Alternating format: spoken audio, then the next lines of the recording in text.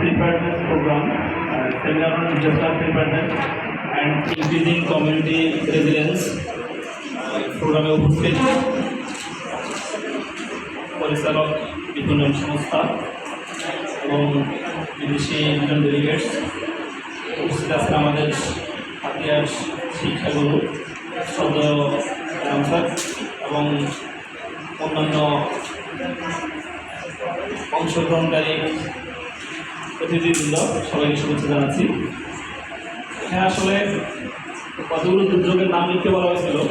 আমাদের গ্রুপে দুর্যোগ আমরা ঠিক করেছি অতিবৃষ্টি। প্রথম দিকে খরাটা আসলে পরে আমরা খরাটা বাদ দিয়েছি বিস্তারিত রাখার সময়। অতিবৃষ্টির পরে যেসব সমস্যাগুলো হয় তা আমরা নির্ধারণ করছি। এখানে চলাচলের যে রাস্তা ডুবে যায়, কৃষি ফসল ডুবে পৌঁছে যায়, মৎস্য সম্পদ ক্ষতিগ্রস্ত হয়, ফিশারিজ আর ড্যামেজ, অতিবৃষ্টি ও অনাবৃষ্টিতে গবাদি পশুর খাদ্য সংকট দেখা যায়।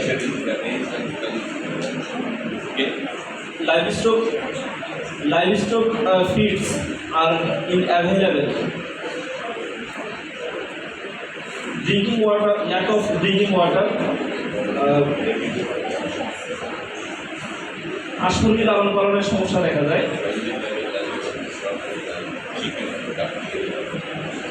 জলাবদ্ধতা সৃষ্টি হয় এবং মশা প্রাদুর্ভাব দেখা দেয়। মস্কিটো,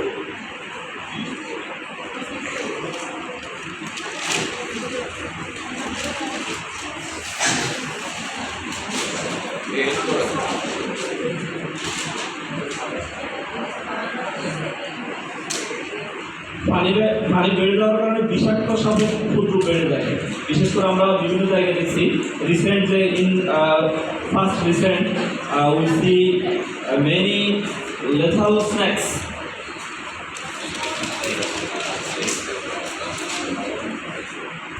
তারপরে পানিতে ডুবে শিশু মৃত্যুর হার বেড়ে যায়।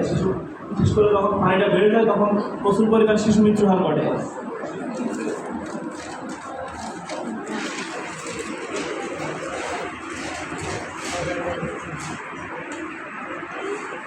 আমরা কিন্তু সলিউশন প্রস্তাব করছি।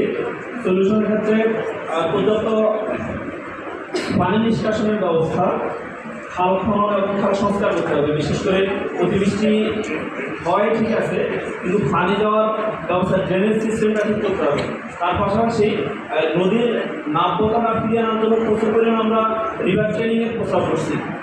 বিশেষ করে পরিপরে নদী ভরাট হয়ে যায়, রিভার ট্রেনিং যদি ঠিকমতো হয় তাহলে নাব্যতাটা ফিরিয়ে আসে।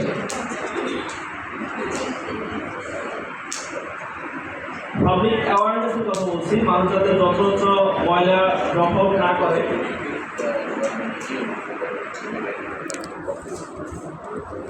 প্লাস্টিক পলিথিনের ব্যবহার কমার কথা বলছি। Reduce use of plastic and polythene.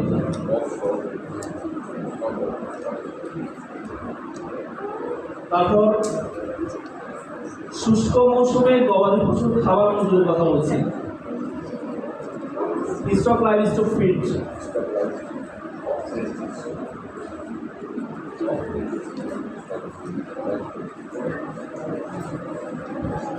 তারপর সর্বশেষ কথাটা এরকম, পুকুর খেসারির পাড় এগুলো উঁচু করে রাখা যাতে মাছ না চলে যায় অতিরিক্ত পানির কারণে।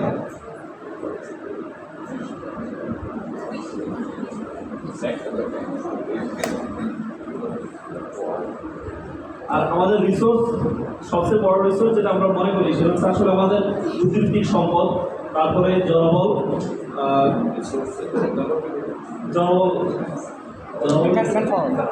manpower.